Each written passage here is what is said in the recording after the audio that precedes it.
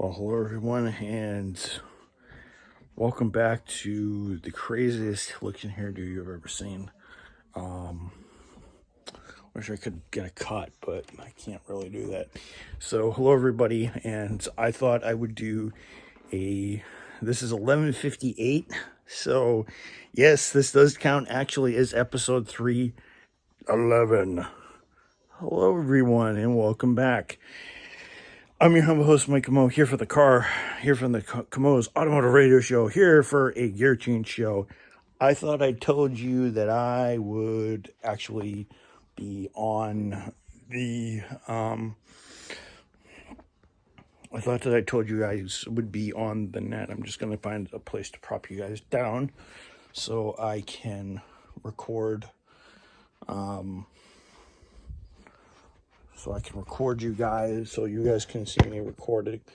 But yeah, so everybody, I'm alone again, so I'm just gonna go run and grab my pod case so I can put them in so they can charge.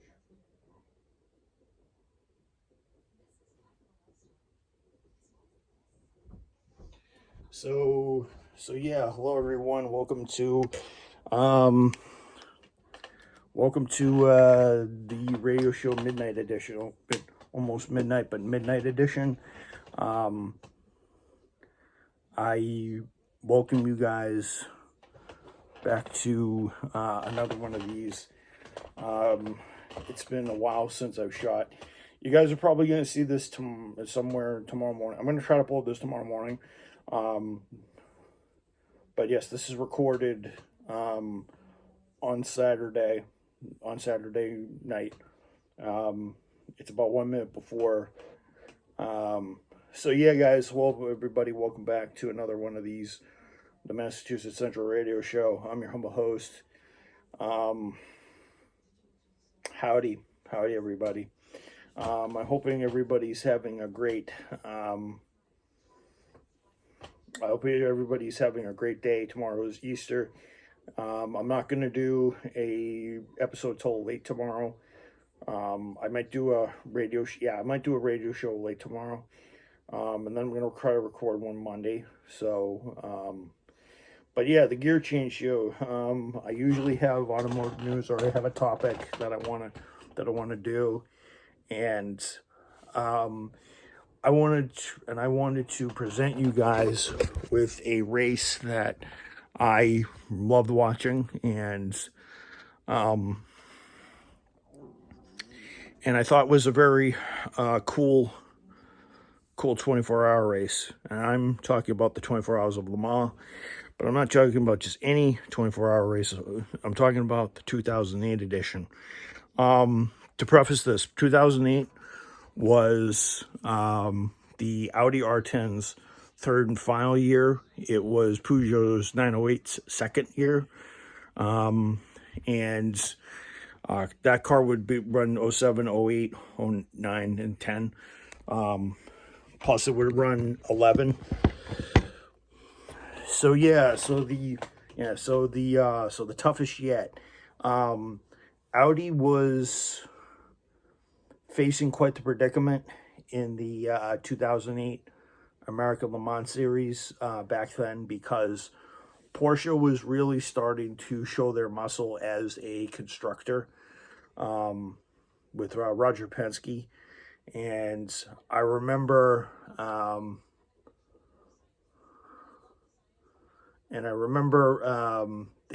going to Bella. I remember them going to Belle Isle and stuff like that year.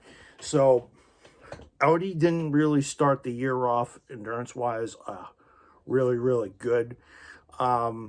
They did well in the testing that they did, but at Sebring, they ended up losing to the Penske Porsches, and they were significantly outpaced by the Peugeot 908s, by the one Peugeot 908 that actually ran in the race.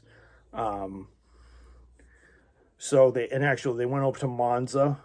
I think a month or two before. I think a month after. And they ended up getting second there. So their spring wasn't. So their spring and their start over in America and over in Europe really didn't start all that well. They did a lot of changes after Sebring and after Monza. They learned how to do a lot of maneuvers, but 2008 is known as probably one of the most tactical 24-hour races of all time. Tom Christensen was chasing his 8th victory. He did not. He was chasing it the year before and the year after that. He did not get it in 2006. He did not get it in 2007 because his cars either were unreliable or they went out for a crash. I think in 07, like 15 hours in, they ended up crashing out, and they, as Alan McNish would put it, Le Mans bit. So yeah, and Peugeot was coming in with maybe their fastest contender for the world sports car title, since the 908 was on conventional circuits was a lap and a half, was a second and a half faster a lap. On faster circuits, it was on bigger circuits like Le Mans, it was over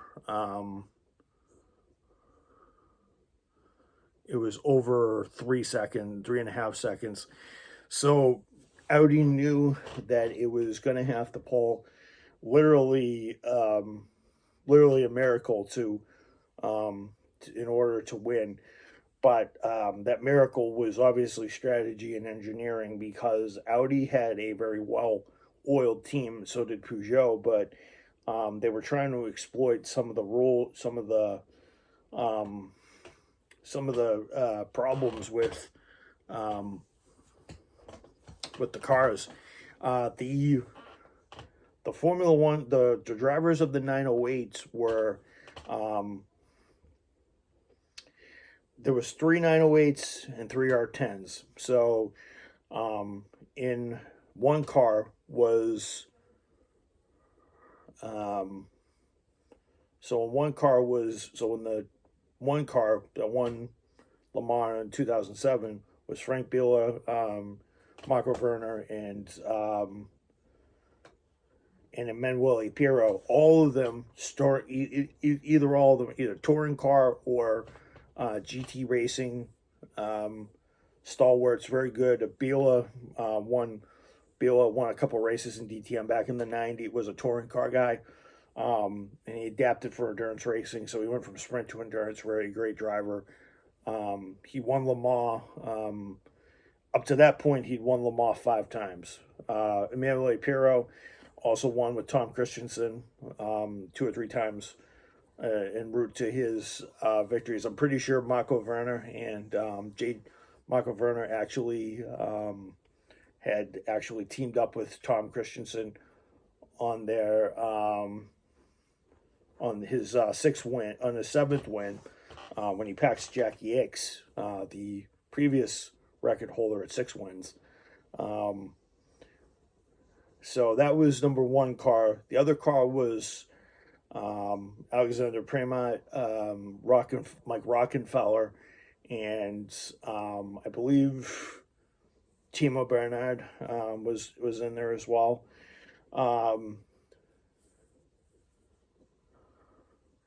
And then there was the number 2 car, which is Alan McNish, Dindo Capello, or Ronaldo Capello, and Tom Christensen, Mr. Le Mans. On the Peugeot side, all of them had sports car and touring car. Tom Christensen, sports car, touring cars. Capello, touring cars, sports cars. McNish was Formula One, because he knew how to be fast, but he also knew how to be reliable during races. Over on the Peugeot side, I believe one car was Ricardo Santa, Pedro Lamy, and Stefan Sarrazin, and I think another one was Christian Klein. I believe it was Christian Klein.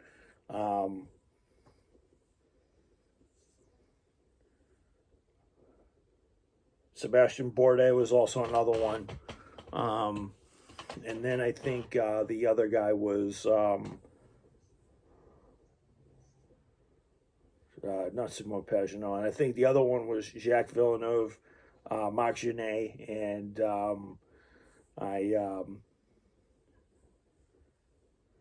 not Anthony. Oh, and Alex Ferretz. Alex Ferretz was also part of that whole thing. Alex Ferretz was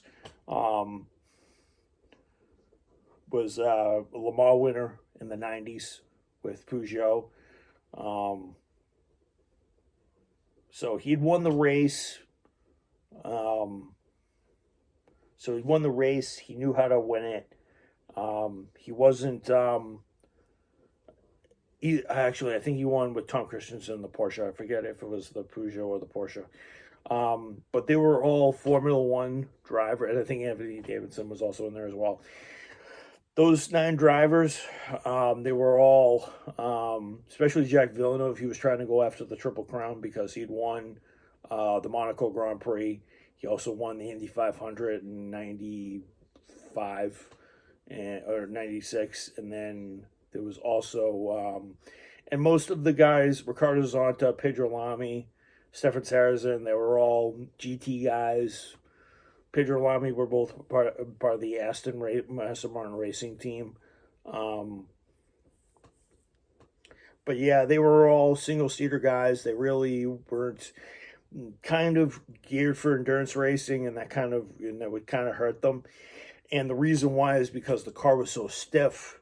The 908 was so stiff. It was so Formula One like. It was basically a single seat Formula One car in disguise. It was meant to be driven on the edge, and they made sure that now over the 24 hours you need to have a car that's compliant, and that will come into play when I talk about the test day. And versus the Audi guys who are calm, collected, and actually knew the circuit, and they've been at there for years. They've been winning since like 2000. So they had 8. So they've won the last 7 of the. Bentley won 03, but they were able to challenge, the best of the best. And now that the car was in its 8th and 9th year, now that the team was in its 8th and 9th year, it's pretty well oiled.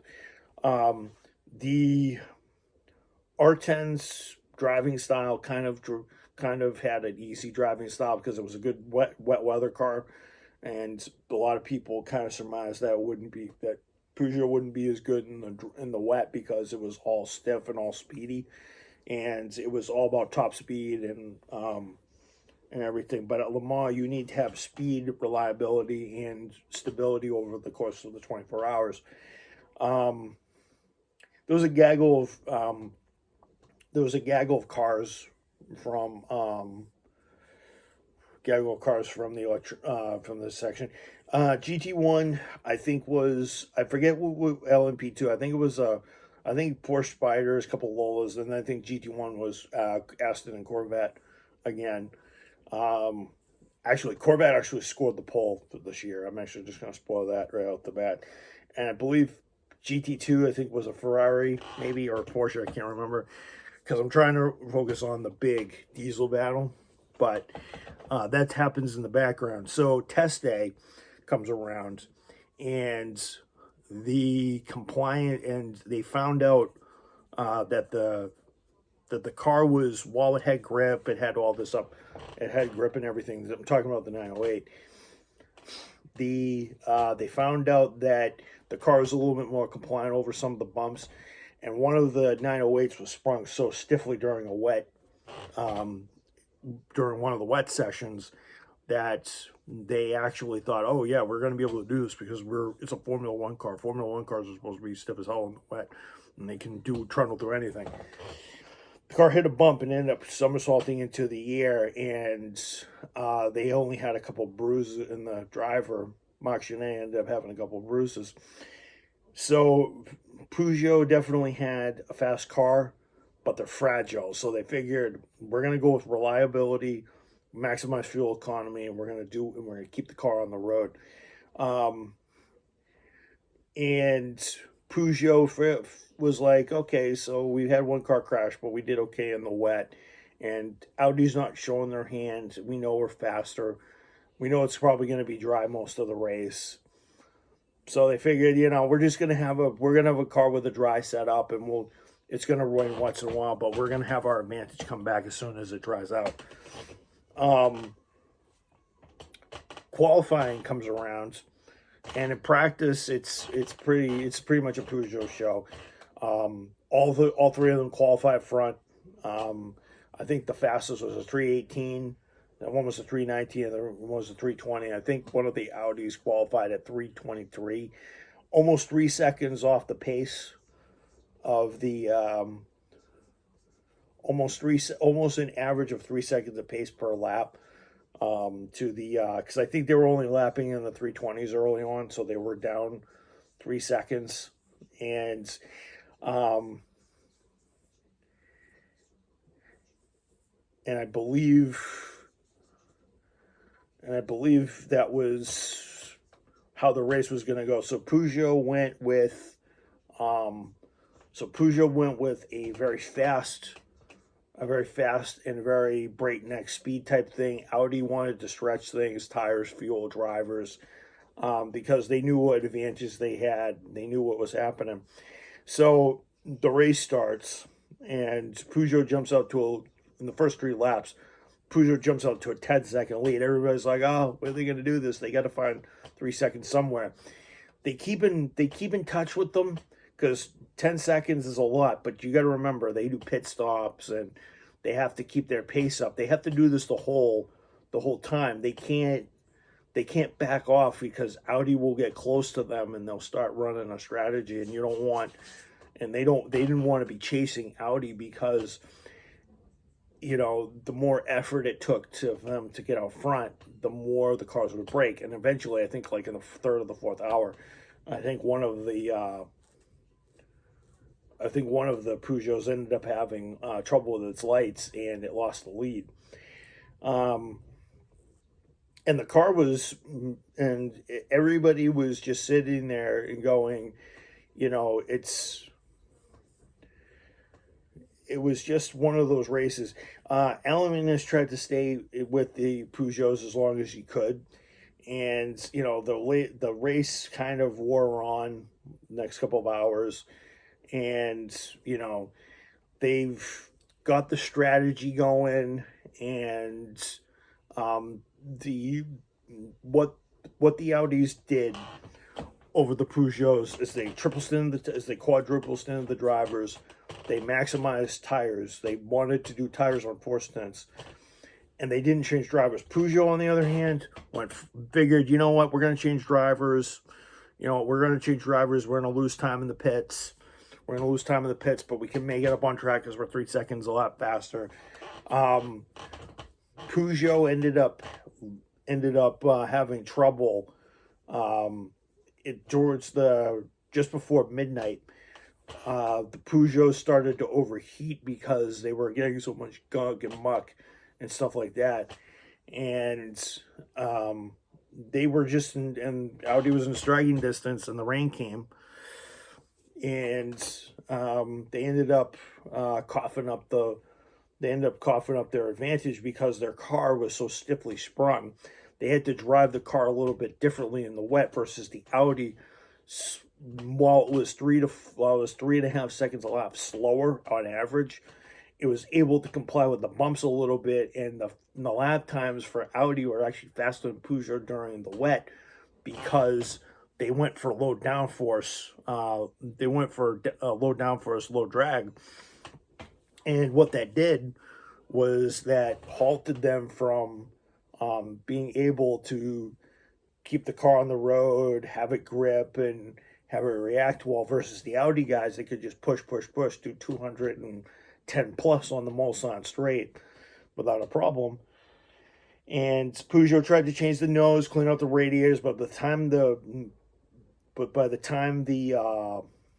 and I think there was a paddle shift issue with one of the cars as well. But as I said, they fixed the problems. They got Barrett back up. They started challenging Audi. after the read. But Christensen did one lap. If you see the truth in 24, um, the Peugeots had like a 1 minute, had a one, almost a 1 minute lead. Had a 1 minute lead. He was taking like car lengths out of the lap because Villeneuve, who was in the car, so you actually see the lap. Villeneuve was in the car, and Tom Christensen, who is basically the master of rain because he's driven in the rain so many times. Villeneuve, on the other hand, is just a Formula One car driver, Formula single seater guy at heart. So he's not used to actually driving a car very gentle and not having a car respond to him very well. He got within like 5 seconds he got within like 5-6 seconds of Villeneuve when they went to the pit lane. And again, they changed drivers. Tom Christensen went back out, and they ended up doing it. And it was pretty cool how during the broadcast of Truth in 24, Christensen was going, in order for he was going through he was trying to describe how everything was, and he was trying to tell you how driving at night was just so surreal. He was like, when your car is good and your car's hooked up and you're on the right tires, you're in the right rhythm, you drive on your determination, you know what's going on because you know the course. And he was able to push the car faster because he was motivated to get ahead of the 908 of the 07 908 of Villeneuve. Villeneuve couldn't respond because he's in a car that's not responding. It's not set up the same way, and the setup is just not built for the wet. Because what happened is the car's overheated. They went for full risk, full speed. Well, Eric Beretsky says, they went for full risk, full speed, and now they're behind and everything like that. Later as the dawn came, the rain intensified, and Peugeot ended up, they fought to get back on the lead lap. They actually got on,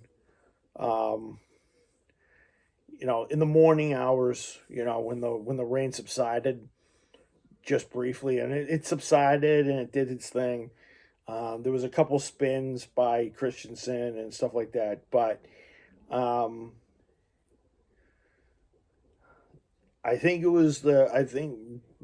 the thing that really hurt Peugeot was pit strength wise. They were at this point in the race. They were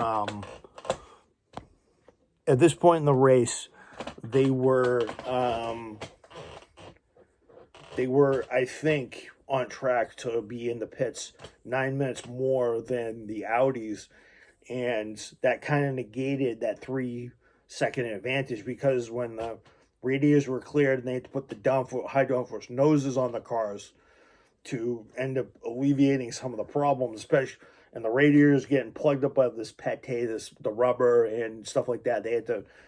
They really couldn't really reassert that advantage. Audi had to slow down to save fuel and all this other stuff, so they got back on the lead lap when things dried out. And it started to rain again with like 20 hours to go. And with like 21, like 3 hours to go, they had to end up pitting again for rain tires and Peugeot again said, you know what, we're gonna chance this, and we're just gonna sit there like, oh, screw it, we're just gonna go on slicks. We're just gonna go on slicks. Now the other two Peugeots, I think one of them ended up falling behind a little bit, and I think one of them just didn't have the pace. One of the Werner Biola and Pirro Audi ended up burning a clutch, and I think Prema Rockefeller and Romain Dumas ended up having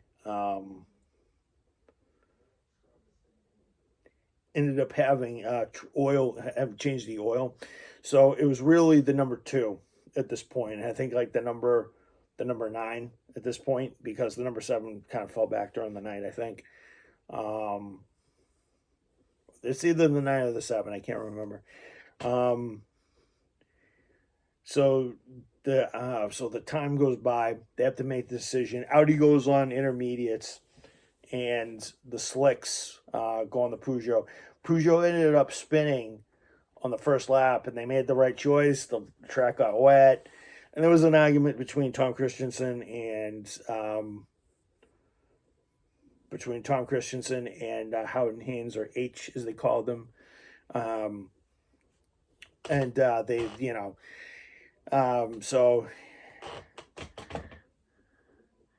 so he wanted him to, and I think it was one point where he was worrying what the Peugeots were, and Howden was like, "No, just worry about you and worry about your tires and stuff like that. Don't worry about them; they're not important anymore. We got our strategy. We know we got them."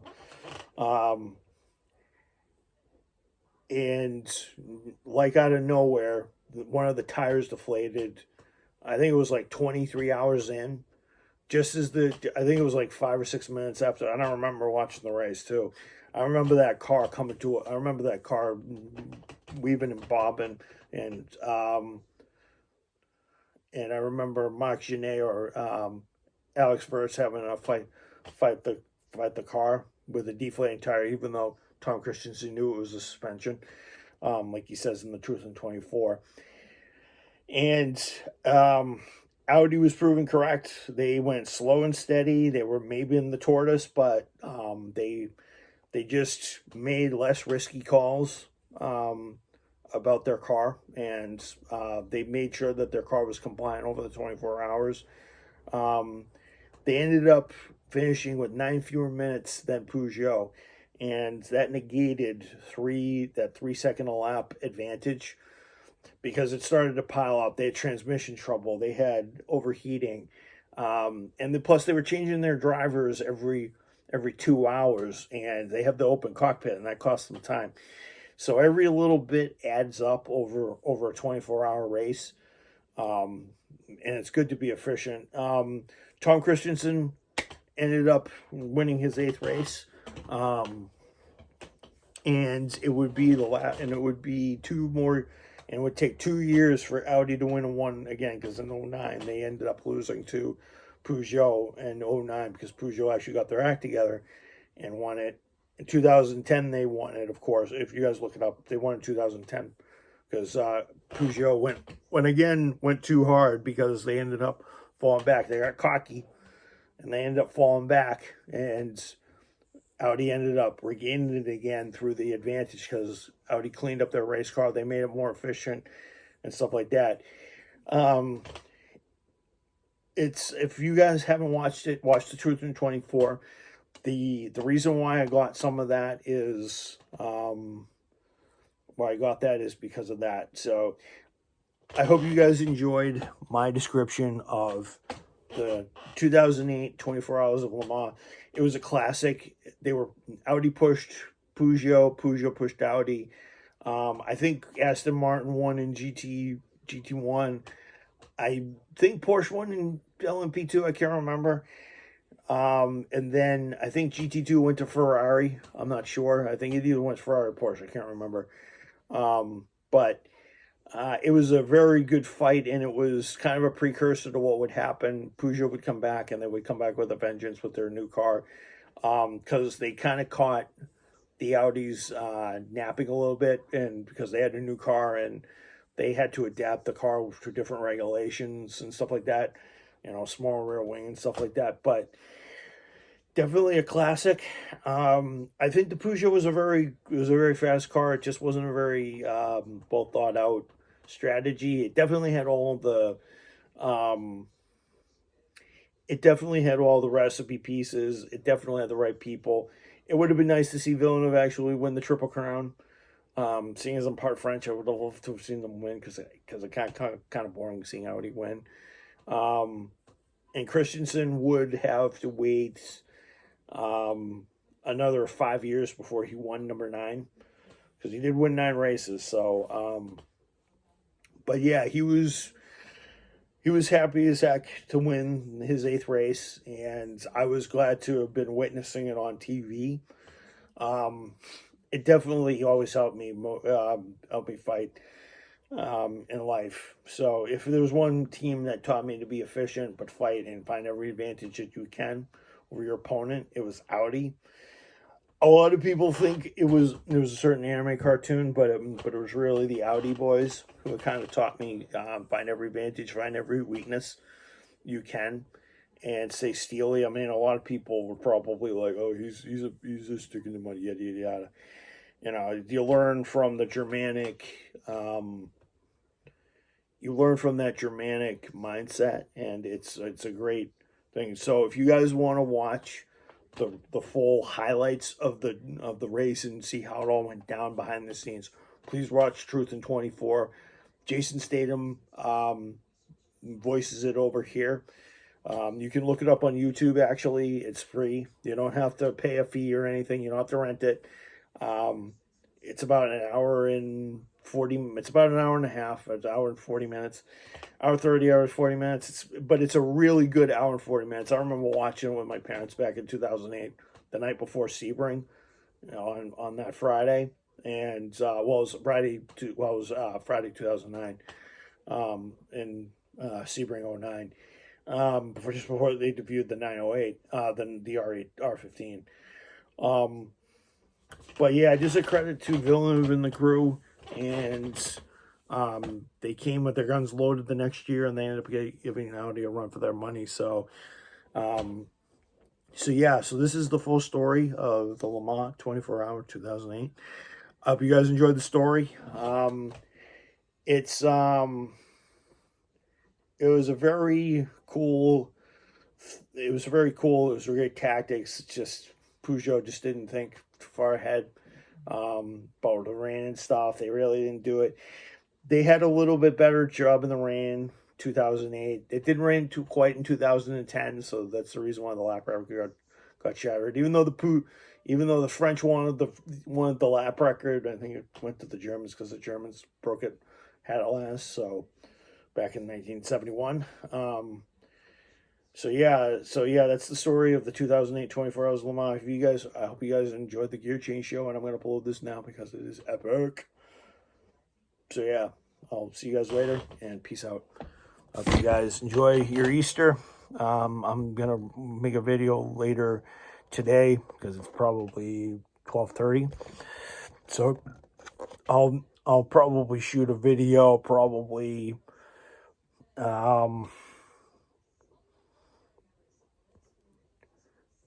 probably 17 hours from now. So I hope you guys enjoy yourselves, and I hopefully will have my hair under control so it won't look like I'm a Super Saiyan God here. So I hope you guys enjoyed yourselves, and please party, please celebrate responsibly tomorrow. Not too much alcohol or wine if you guys staved off from it during Lent. So yeah, I will see you guys later, and I hope you guys have a pleasant Sunday. So this is the Gear Change show here for episode 311, episode 31 of the year. So I'll see you guys later. Peace.